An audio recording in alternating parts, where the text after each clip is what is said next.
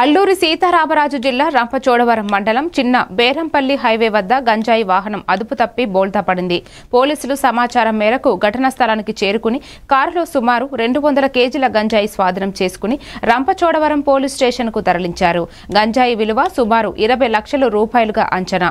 పోలీసులు కేసు నమోదు చేసి దర్యాప్తు చేస్తున్నారు.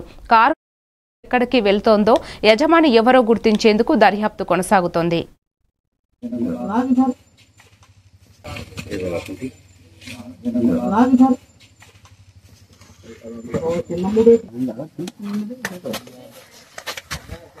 बता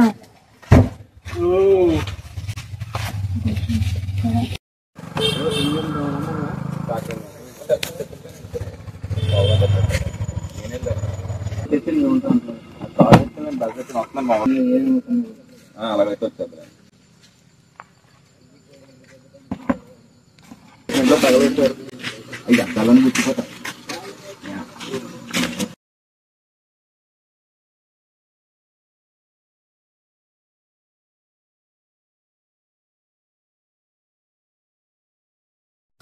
పట్టుకో పంకట జాటి జాటి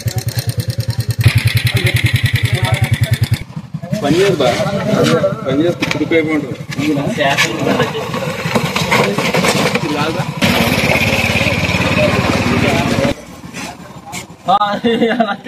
నీదే రాటో